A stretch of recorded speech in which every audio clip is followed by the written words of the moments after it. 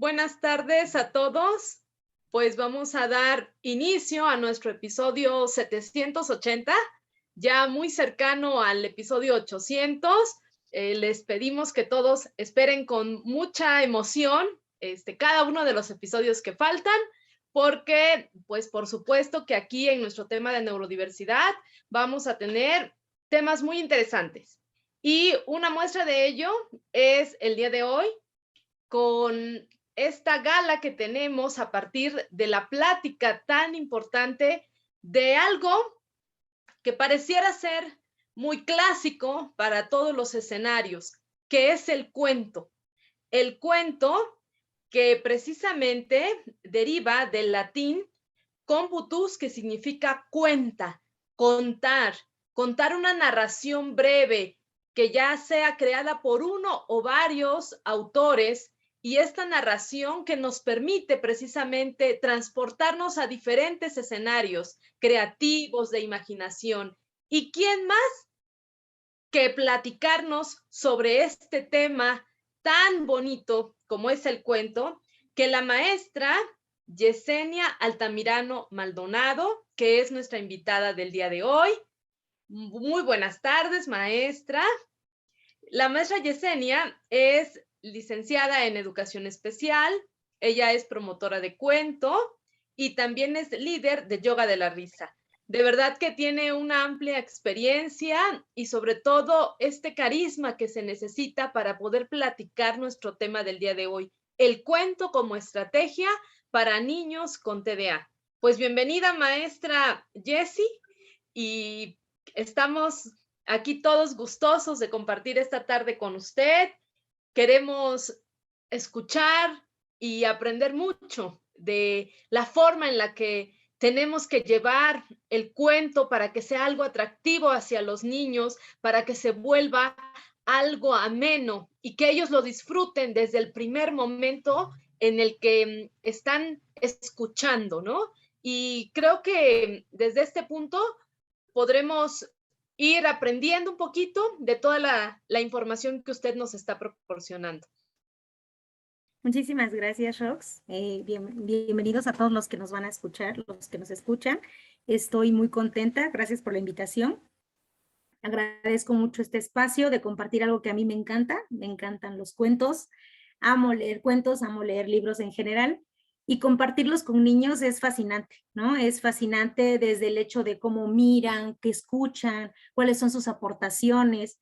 Tenemos un sinfín de historias que contar, ¿no? Hay la oportunidad de saber que cuando los niños están desde muy pequeños, ellos empiezan a encontrar ese sonido a través de la narración, porque escuchan la narración de las voces de los padres, de los abuelos, de las personas cercanas, y establecen ese vínculo comunicativo, ese vínculo de amor, ese vínculo social, que nos va a llevar a toda esta parte de después de la narración, ahora sí a los cuentos, ¿no?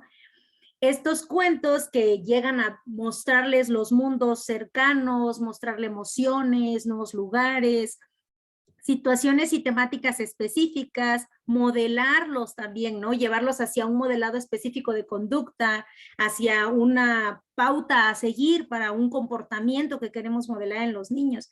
Y pues este tema es para niños con TDA, sin embargo, esto de los cuentos no es solamente para ellos, ¿no? Es en general, todos somos, todos estamos, todos escuchamos, nacimos escuchando una narración de familia, una historia de familia, y nuestros niños requieren de ese acompañamiento a través de los cuentos. Es fascinante, a mí me encanta, ¿no?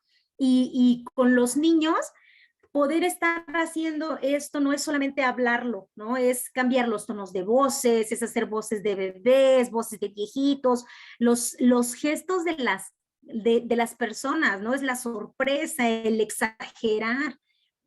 Incluso podemos tomar recursos, ¿no?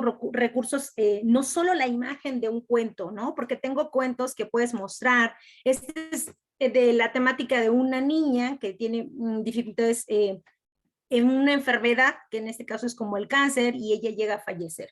Es un tema muy fuerte que a través de un cuento lo puedes llevar con los niños, ¿no? Puedes explicar, pero no necesariamente puedes abrirlo y leer los cuentos, sino narrarlo, ¿no?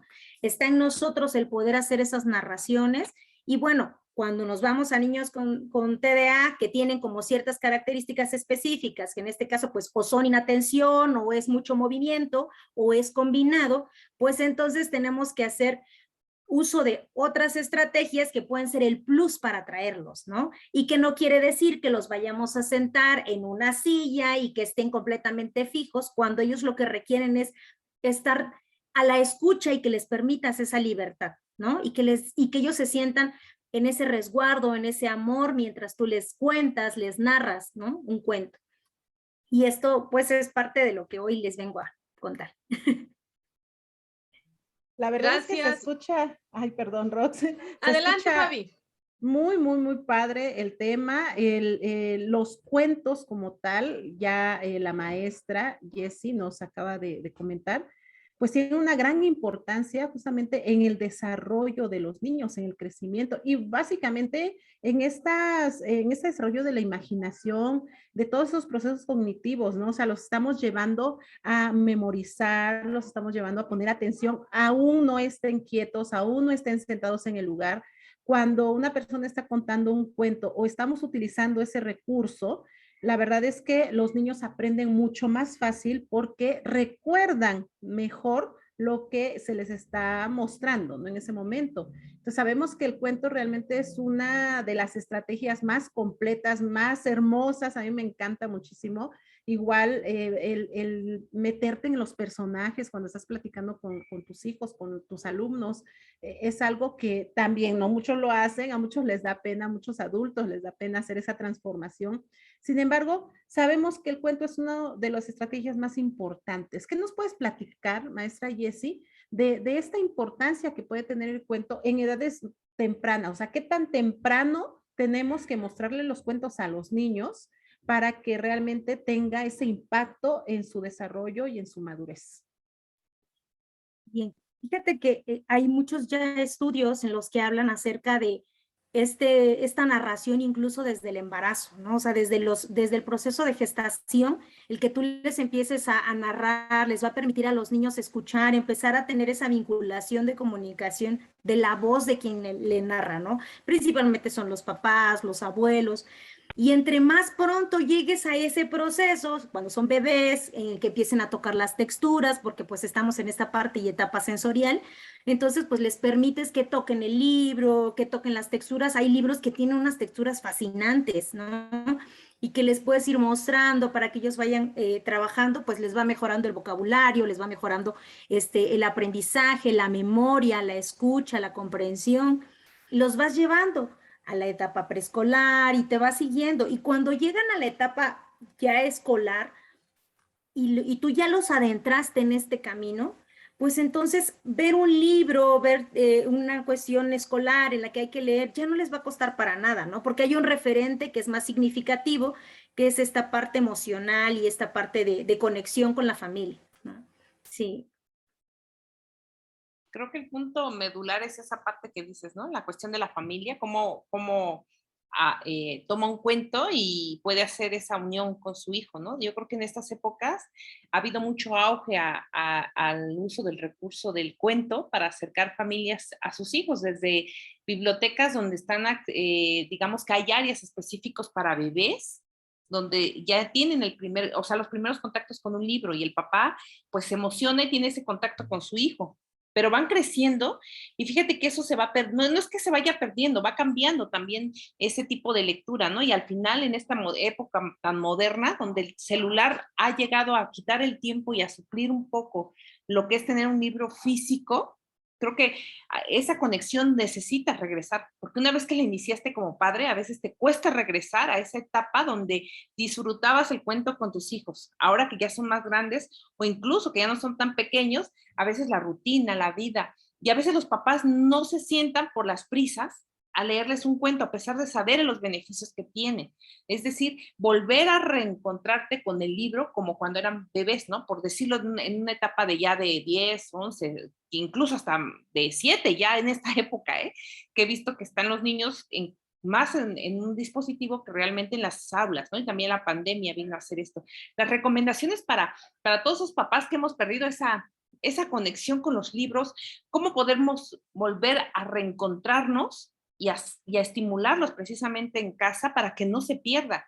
Porque a lo mejor llega una etapa que dices, ya a los 6 ya lee, o a los 7 o 8 ya es independiente, ya lee, el papá ya no se acerca tanto al niño. Habrá quienes, la mayoría sí lo haga, pero que a esos que no, ¿qué recomendaciones les harías nuevamente para volver a acercarse a ese libro y al contacto con sus hijos, ¿no? Porque es lo que estamos viendo ahorita. ¿Qué nos cuentas? Fíjate que es un punto bastante importante y que en algún momento lo he platicado con padres, el hecho del modelaje, ¿no? O sea, somos papás, somos modelos, ¿no? Empezando por ahí, si yo antes de tocar los brazos de mi hijo, primero toco el teléfono o le presto más atención a un dispositivo, a una pantalla, etcétera, pues entonces ya estoy dando un mensaje, ¿no? Y en estos tiempos en los que estamos, en los que está la virtualidad, en verdad es complejo el sacarlos de ahí, pero no es imposible. Imposible no lo es. Entonces, los padres, lo que yo les diría o les recomendaría es regresemos a esta parte de la vinculación y el amor, ¿no? Porque yo desde mi amor te voy a dar esos 5 segundos, esos 5 minutos en que en vez de querer tocar un teléfono o en vez de querer prender una pantalla, me puedo acercar a ti, ¿no? Y a lo mejor no voy a leer todo el cuento, ¿no? Benito Taibo decía que hay que provocar, ¿no? O sea, yo leo un cuento y entonces me río, ¿no? Y a veces es, mira cómo está esto. Y el niño, ¿qué es, papá? ¿No? Y entonces, no te voy a decir, léelo, ¿no? O ¿ya viste?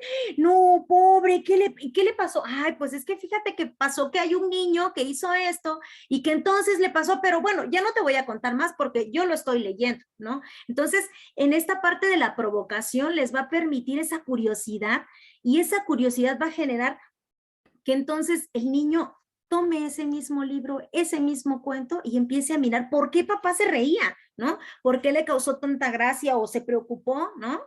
Y entonces va a empezar otra vez a establecerte ese vínculo, ¿no? También hay otra forma, para mí es muy bonito el hecho de cocinar, entonces ese es un momento pleno para muchos niños cuando se comparte con mamá, con papá, con la abuelita, y el empezar a lo mejor desde los instructivos y después llevarlos a los cuentos, les va a generar regresar, ¿no? A esta historia al contar cuentos. Hay libros que tienen ingredientes o recetas dentro de, hay una que se llama Las Lunas de Estambul, que es un libro grande, y en Las Lunas de Estambul viene un capítulo y al final vienen las recetas, ¿no? Entonces, puedes ir leyendo con los niños tú la historia, compartirla en familia, no solamente con los niños en vinculación, y ya de ahí preparemos una receta, ¿no? Qué sabroso y qué significativo es terminar o aterrizarlo en comer, ¿no? Que es otro de los placeres de la vida. Fíjate que ahorita que nos estás platicando esto lo dices tan fácil, ¿no? Que de repente se nos olvida y le queremos dar mucha complejidad a algo que si nace desde la emoción y esta emoción del transmitirlo, se puede volver mágico sin necesidad de tener tantos recursos. Claro. Y sobre todo también recordar que lo comentabas hace ratito, hay una y mil historias que contar. Y estas 1000 historias de las cuales se pueden platicar nos sirven en diferentes escenarios, no solo la parte escolar, sino para todos los escenarios de la vida. Yo recuerdo ahorita un cuento que se llama El cumpleaños de Toto. Toto es un perro, pero al momento de estar llevando como la secuencia de todo lo previo a la fiesta de cumpleaños, va narrando todos los elementos que necesitan hacer, pero desde las matemáticas. Entonces hay que considerar cuántas invitaciones, ¿no? ¿Cuántos invitados va a tener Toto? Y empieza a hacer mención de los amigos, los vecinos, 3 vecinos, 2 gatos, otro perro. De una vez que tiene invitaciones, ¿qué sigue? Pues las galletas, las croquetas, todo lo que va a llevar, ¿no? Los alimentos. Y después también todo lo que va a regalar, o sea, los gorritos para el cumpleaños, las serpentinas, los silbatos, pero todo es contar, o sea, todo va en relación al conteo matemático, pero los niños, cuando están escuchando el cuento, muy pocos se dan cuenta que están contando. en realidad están más emocionados por todo lo que están observando y la forma en la que se va narrando.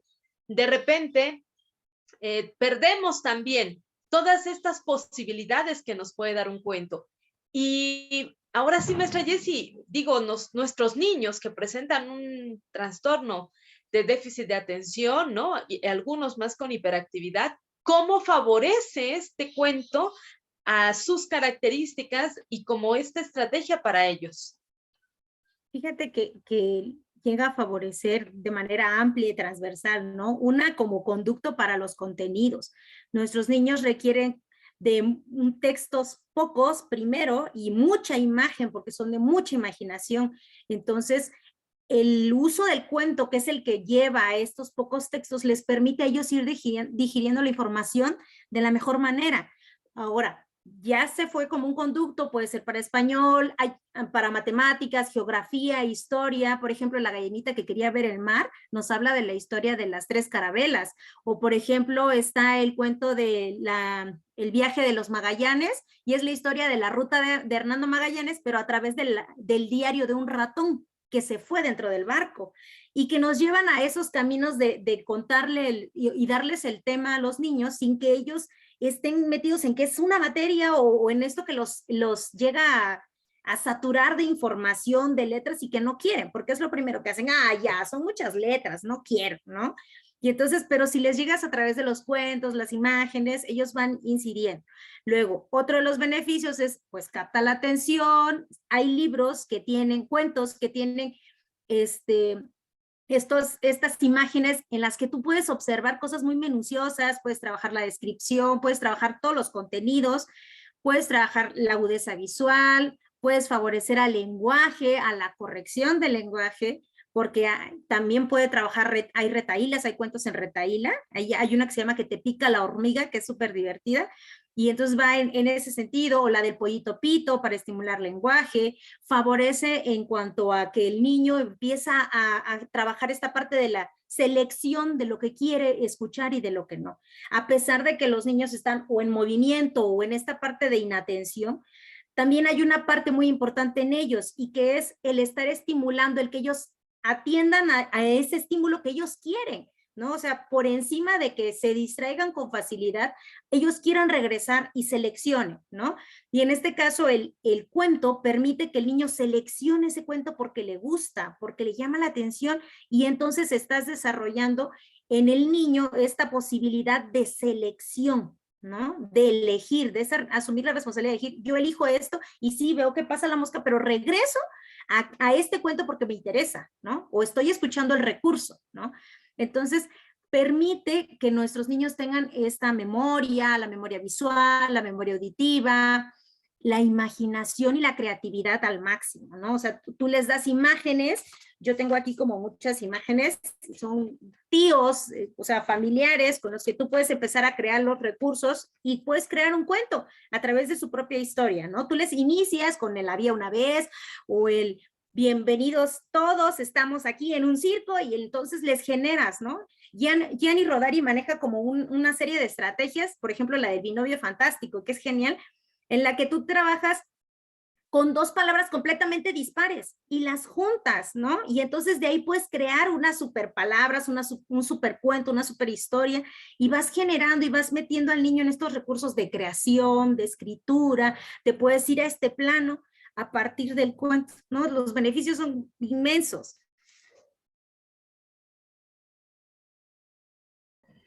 Fíjate que ahorita que estaba escuchando, me viene a la memoria muchísimos puntos o muchos recuerdos de situaciones que he vivido con mis hijos. Yo tengo 2 niños, bueno, una niña y un niño de 8 años. Y efectivamente, desde muy pequeños, desde el embarazo justamente, a mí me gustó mucho trabajar el cuento, la música, les ponía yo la música todo el tiempo, leía cuentos, pero no nada más cuentos como para niños, sino me gustaba mucho leer, ¿no? Entonces yo me ponía a leer y platicaba con ellos. conforme ya nacieron, fueron creciendo, los llené como de muchos libros, libros adecuados para su edad, pero también de otro tipo de libros.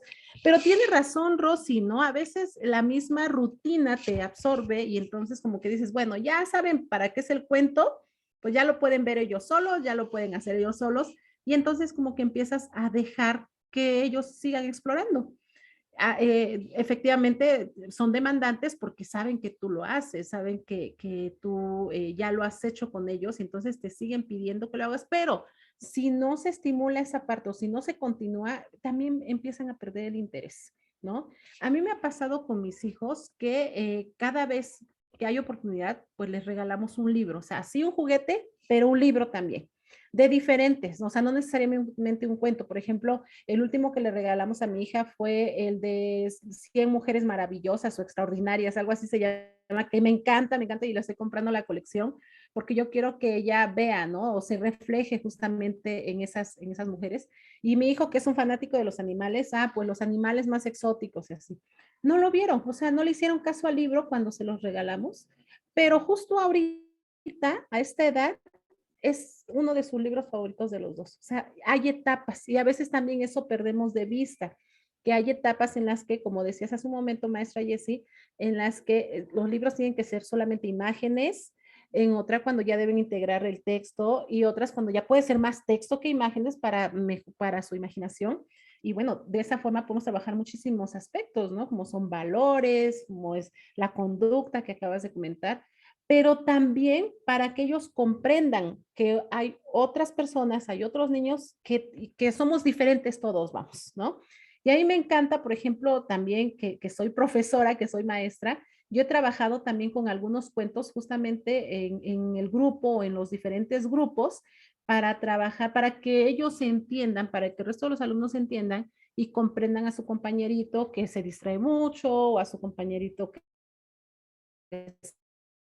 sea comprensión de ellos, aceptar a la diversidad, ¿no? Por ejemplo, me gusta mucho una serie de animalitos que dice, por ejemplo, había una vez una liebre, ¿no? O había una vez un gatito, o había una vez un perrito, y habla básicamente, por ejemplo, de la liebre que es muy inquieta, del perrito que es muy juguetón, del gatito que es muy dormiloncito o que es muy pasivo, pero que aún así son animalitos iguales que todos y que pues nos tenemos que respetar.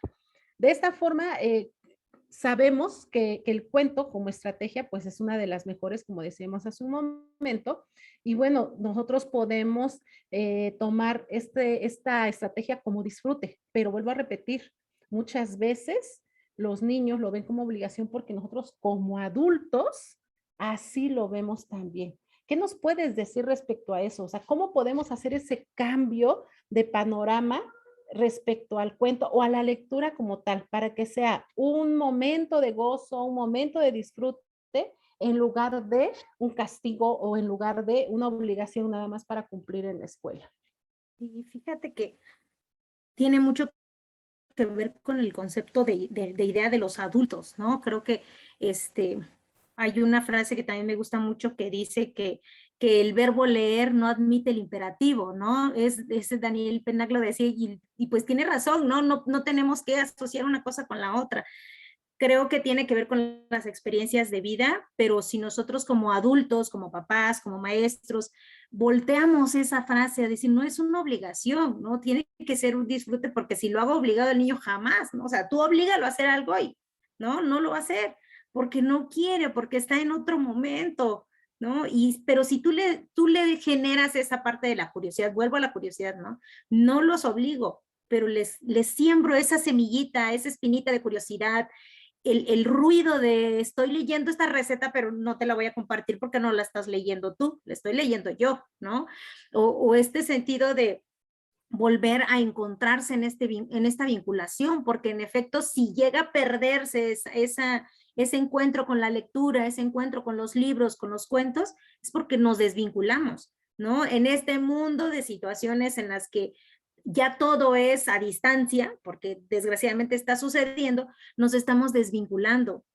Y es el momento en el que más tenemos que establecer esos vínculos con los niños, con los adultos, ¿no? El vínculo que puedes establecer de madre a hija, ¿no? Por ejemplo, mi mamá y yo nos vinculamos a través de la lectura. Ella está a distancia, pero estamos leyendo el mismo libro, o nos mandamos un audiovoz de un cuento. Fíjate que leí esta frase que me encantó de este libro y te la comparto, y es un audiovoz, ¿no? O con las personas así, estoy en el trabajo, acabo de ver una nota del periódico, dice un mini texto, me causó gracia o me causó emoción, me recordó algo, un audio de voz, ¿no? Tenemos esa vinculación, es decir, no, estoy en el trabajo, pero me puedo vincular, ¿no? Mando la imagen, le mando hay muchos memes ahora como recursos, y memes de los mismos cuentos, ¿no? Entonces podemos hacer de un cuento, sacar los memes, aprovechar esa virtualidad para vincularnos, no para desvincularnos, ¿no? Y creo que eso va a generar que los padres empiecen a mirar ese panorama y vean que sí lo podemos hacer, aunque sea a distancia, pero sí se puede. Yo creo que esa es la clave, ¿no? Al final de cuentas, el que no son obligaciones, como la historia del padre también, porque muchas veces acabábamos el cuento y siempre, ¿no? Las palabras, ¿y quién es el personaje principal?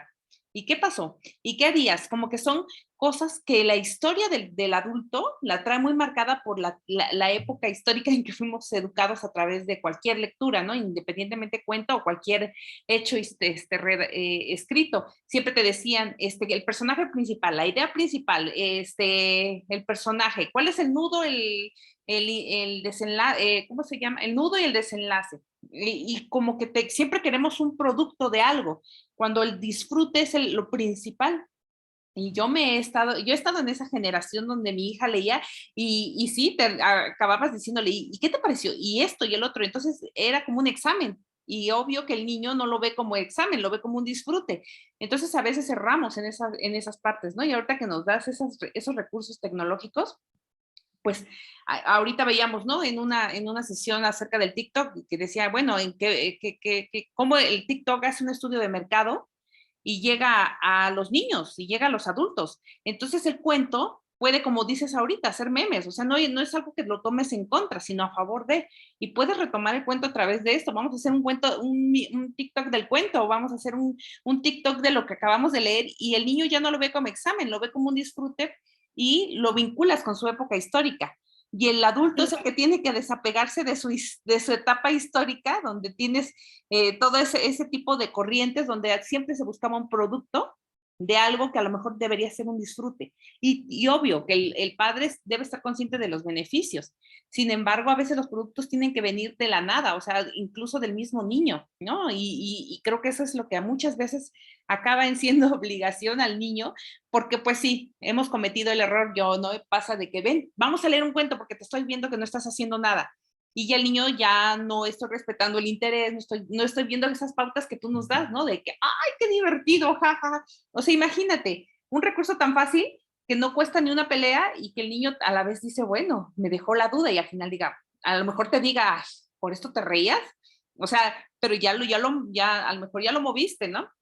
Y creo que esa parte es muy importante de rescatar. Y muchas cosas que nos has comentado, creo que como padres tenemos que ir rescatando, haciendo nuestra lista. Y ¿sabes qué me gustó cuando te hacían la presentación? Bueno, tú fomentas la lectura y creo que tienes las pautas. A lo mejor los padres también fomentamos la lectura, ¿no? Hacemos esas cuestiones de llevar a muchos la lectura, y a lo mejor es en la casa. Y creo que esos escenarios nos van a favorecer. Ahorita decías, yo leía en una reseña que nos mandaste, ¿no? Los cuentos no son exclusivos, ni discriminan, no dicen son TDAH o no son TDAH. Sin embargo, creo que sí el papá tiene que estar muy consciente, porque a veces tenemos también en esa historia el decir, siéntate, vamos a leer un cuento, cuando a lo mejor el movimiento, como haces el cambio, que decías, el cambio de voz, el cuerpo, esa parte va a involucrar esa vinculación y acabar con los estigmas de que tienen que estar sentados para poder recibir, si no están poniendo atención. Y creo que esos mitos son importantes romper. Acerca de esto, ¿qué otros consejos nos podrías dar para que no pidamos lo mismo? O sea, te imaginas que le estás pidiendo a alguien que no se mueva cuando su naturaleza es moverse, pero el cuento como movimiento, ¿qué otros recursos podemos utilizar en movimiento? Y sobre todo en cuestiones de tiempo, de pescar atención, ¿no? O sea, como que los tonos, no sé, altos, bajos, algo que nos puedas compartir. Fíjate que en mi experiencia con niños con TDA ha sido muy rica, En ese sentido, en un grupo, me ha tocado trabajar con un grupo completo de niños y 1 o 2 niños con TDA, y entonces estás leyendo un cuento y pues los niños que no tienen tanto movimiento ni tanta energía, porque no es la naturaleza, se sientan, están ahí escuchando en el piso, y los otros 2 corriendo, uno para un lado y uno para el otro, y tú sigues contando, y tú crees que, o sea, un maestro de básica dice, los niños que están poniendo atención son los que están sentados. Pero cuando tú lanzas alguna pregunta, el que contesta es el que se está moviendo, ¿no? Porque él tiene la posibilidad de atender a 2 estímulos al mismo tiempo y corre y escucha. Pero volvemos al punto de que él elige qué escuchar, ¿no? Y entonces, como él elige, él determina el contenido y está escuchando y lo puede seguir dejando en esa libertad. ¿Por qué le generarían, por qué tener que dejarlo sentado cuando eso no va con él, ¿no? Necesita moverse y entonces eso lo libera y entonces le permite atender a otros estímulos, ¿no? A que si está sentado con la necesidad de querer moverse, pero no se puede mover y entonces piensa en que se quiere mover y se tiene que mover y su cabeza está pensando en eso y ya no hay lugar para ningún otro estímulo porque su cabeza está llena de movimientos, ¿no?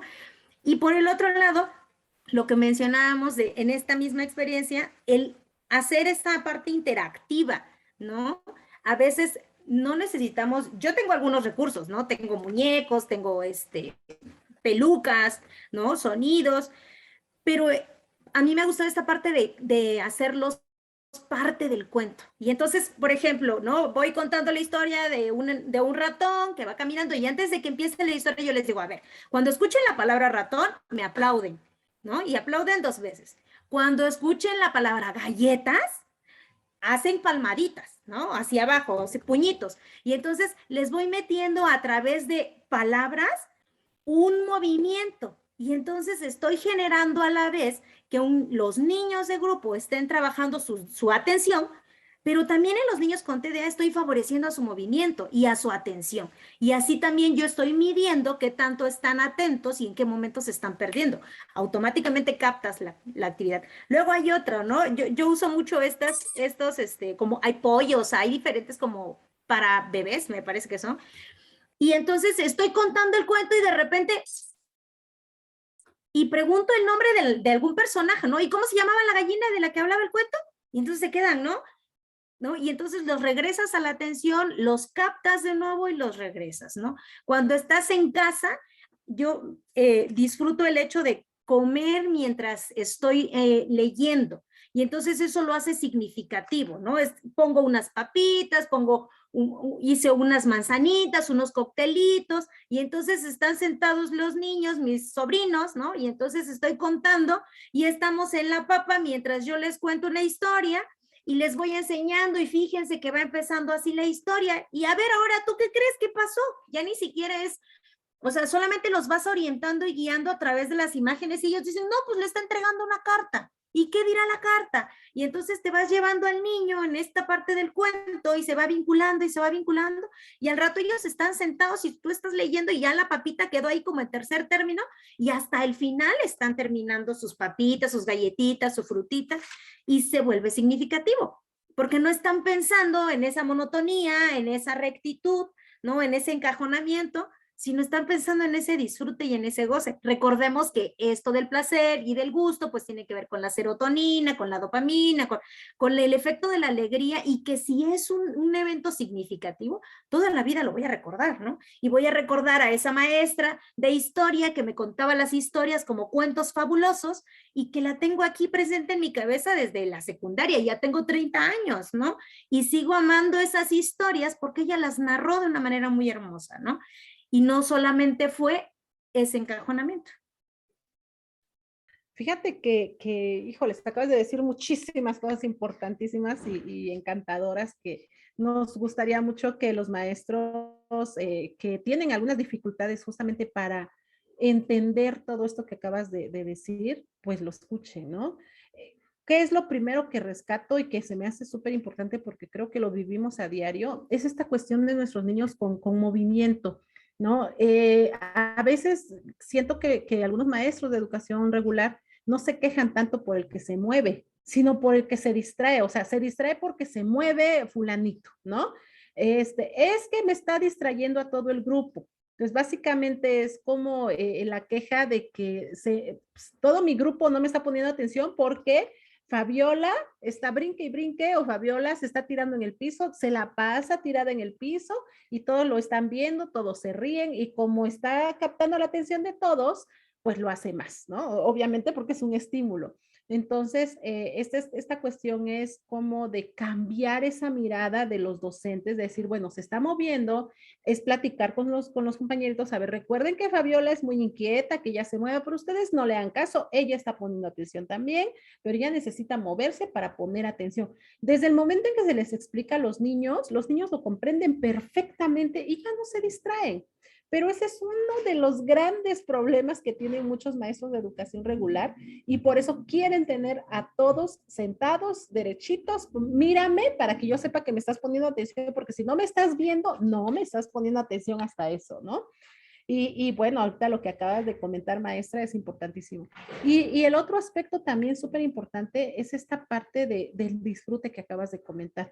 Igual, con esa historia educativa que tenemos los de 30, 40 años, donde efectivamente tenía que ser algo muy ceremonioso, vas a leer en voz alta, claro, sin errores, por favor, respeta los puntos, las comas, las pausas donde vayan. Entonces es algo tan ceremonioso que es aburrido, ¿no? Y que es monótono. Y entonces los niños no lo quieren hacer, y cuando lo hacíamos era porque tenía que ser algo para cumplir. Y leer rápido, porque a ver cuántas palabras por minuto vas a leer, porque si no vas a tener 6 o 5 o 0, ¿no? Todas estas implicaciones de obligación es lo que hace que muchos adultos actualmente rechacen la lectura, y que desafortunadamente seguimos repitiendo ese ciclo. Fíjense que dentro de mis anécdotas que tengo con mis hijos, por cuestiones de mudanza, guardé en unas cajas muchos libros. Yo tengo mucho libro y apenas lo descubrieron. No tiene mucho que descubrieron las cajas y empezaron a revisar, y ellos parecía que eran regalos. Y mira cuál está aquí. Y mire, y empezaron a escoger, cada quien escogió, yo quiero este. Yo dije, bueno, los voy a dejar. Lo único que les dije fue, por favor, al final me recogen lo que no quieran ocupar. Ya cuando me di cuenta, mi hija estaba emocionadísima leyendo que Tlatelolco, ¿no? Los estudiantes de Tlatelolco del 68, por ahí encontraron el libro de la historia de Mahoma, y estaba feliz leyendo cómo nació Mahoma, por ejemplo. O sea, yo a lo que voy es que creemos que los niños solamente tienen interés en cuentos de niños. Y cuando encuentran libros que parecieras que no son interesantes para ellos y los empiezan a leer, también aprenden muchísimo. Entonces, como adultos creo que nos tenemos que permitir también disfrutarlo nosotros y permitir que nuestros hijos disfruten. Obviamente tenemos que vigilar, ¿no? Que lecturas que no sean como tan abruptas para ellos, pero si lo pueden leer, lo pueden disfrutar. Entonces yo creo que son puntos bien importantes, maestra Jessie, que pues al final de cuentas van a permitir que los niños regresen a la lectura, y pues bueno, poco a poco también vayan aprendiendo más sobre todos los textos, no únicamente el cuento, ¿no? Y fíjate que algo que no quiero que se me pase es esto que tú acabas de rescatar, ¿no? El hacer evidente lo que no queremos hacer evidente, ¿no? Tenemos a niños que está sentada y el maestro está explicando la clase y el niño, mira las cortinas, ¿no? Las cortinas tienen unos monitos de dinosaurios, ¿ya los vieron? ¿No? Y entonces todos voltean a las cortinas, ¿no? Y el maestro, ¿qué hace? No le hagan caso, ¿no? Y entonces, ¿qué sucede? Ignoras algo que ahí está, no lo estás haciendo evidente, ¿no? Y creo que ese es uno de los grandes recursos y que es para todos los maestros en general, hacer evidente. Su compañero ya vio que ahí hay dinosaurios, los van a ver siempre, vamos a regresar al tema y luego los volvemos a ver al ratito, ¿no? O sea, incluso hasta lo podemos incluir, ¿no? Estamos leyendo, estoy leyéndoles un texto de historia, un texto de geografía y ¿y dónde creen que se fue ese animal que está en la cortina, no? Aquí dentro, si lo metemos en la geografía o lo metemos aquí en un viaje, ¿a dónde se fue, no? Y entonces hacer esa evidencia del recurso que está virando el otro niño, y entonces ya no es fuera de, ¿no? Ya está dentro de, y entonces no se omite, se hace evidente y se permite que el niño lo pueda estar mirando y los demás se sientan acompañados. ¿no? Y esta parte de los recursos que pueden haber con otros libros que no son cuentos son fascinantes, ¿no? Hay libros de historia, de geografía, que si tú los llevas a contar, obviamente que va a necesitar una guía, que es el tutor, el maestro, el papá, pero que si lo va haciendo interactivo, hay, por ejemplo, historia y geografía que a veces son muy complejos para los adolescentes, pero si tú les vas diciendo que fíjate que está contado, ¿no? Esta fue la ruta y entonces sacas el mapa y entonces a ver, cada quien fíjese cómo va, por dónde usted pasaría o hacia dónde vamos y en esa interacción ya se genera esa parte significativa y ya aprendió, porque no lo está leyendo así tal cual, ¿no? En una hoja que tiene 20,000 letras y que pues obviamente que pues mi atención no puede focalizar todas, ¿no? Y entonces este es otro recurso que se puede utilizar con ellos, ¿no? Y es fascinante, ¿no? La ruta, esas rutas me encantan a mí con los niños, sí. Pues, antes, pero se me olvidó preguntar algo, nada más. ¿Consideras importante que en cada hogar exista un espacio exclusivo como para la lectura o que como que en varios lugares existan, ¿no? Esas oportunidades o se les den esas oportunidades a los niños? Fíjate que el espacio puede ser movible, ¿no? O sea, por ejemplo, a veces tenemos un solo cuarto y ahí dormimos y ahí todo, ¿no? Entonces, si es un solo cuarto, pero pues bueno, ¿no? Nos vamos a tirar en el piso y jalamos una sabanita porque hace frío y entonces leemos, ¿no? Y ponemos el café y las galletas y ya estamos leyendo. Y ya armamos un recurso y un espacio muy bonito, muy acogedor, muy cálido, ¿no? O a veces, no, pues estamos en la hamaca, ¿no?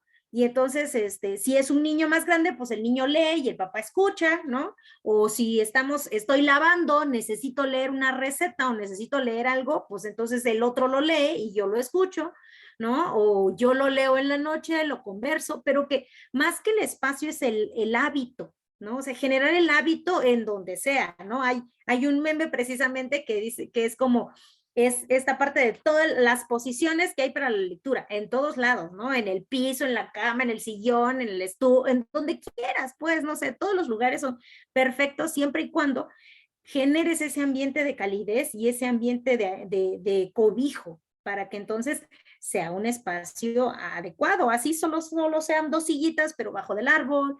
El espacio puede generarse. Quienes tenemos ese espacio, pues está fabuloso, porque lo puedes llenar de objetos, lo puedes llenar de recursos. A veces cuando había fiestas, porque ahorita pues ya no hay por la pandemia, pero cuando había fiestas, en las fiestas te daban que el gorrito, que los lentes, que la pipa, ¿no? Y yo era de esas señoritas o señoras que van agarrando todos los recursos y entonces los guardan en una bolsa y en verdad yo tengo una bolsa llena de recursos de estos porque que el sombrero loco, que los lentes así grandotes, ¿no? Y entonces se van viendo para que cuando leas, pues vamos a ponernos cada quien un sombrero o un gorrito y vamos a jugar a la magia, ¿no? Crear esa magia con los recursos que se tienen, ¿no?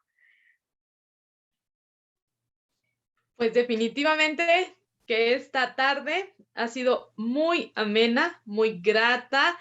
Nos dejas ávidos de seguir disfrutando de la lectura, del cuento.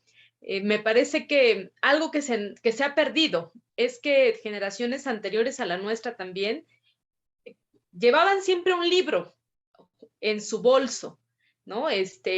Una revista.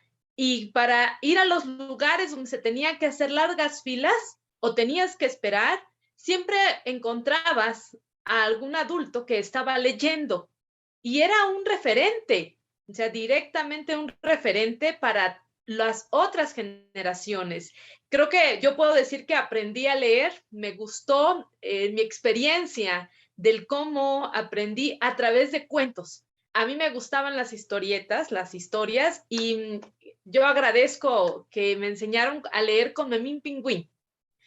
Entonces, fue fascinante y fue el amor a la lectura, ¿no? A partir de esto, tú nos acabas de decir muchas cosas que de verdad es importante tener presente para que este hábito continúe para las próximas generaciones y de verdad tengamos grandes lectores apasionados de disfrutar todas las maravillas, toda esta experiencia creativa, recreativa y de imaginación que nos lleva el leer. Muchísimas gracias, Jessy, de verdad, un placer haber contado este momento contigo. Nos gustaría en otro momento también compartir otros temas, de verdad, muy, muy agradable la tarde. Nosotros pues estamos, ya saben ustedes, síganos desde nuestras redes sociales, TDH Oaxaca, y a ti, maestra Jessy, te podemos buscar por redes sociales, ¿cómo te podemos seguir? Pues a través del Facebook, que es el que tengo, que es con mi nombre, Yesenia Altamirano Maldonado, y pues bueno, ahí se comparten algunas ideas o incluso se comparten videos de otros ejercicios o situaciones que se puedan trabajar con niños de parte de la USAER en la que trabajo, entonces ahí nos podemos encontrar. Gracias. Pues muchas gracias. Gracias, maestra Jessy, y pues gracias a todos también.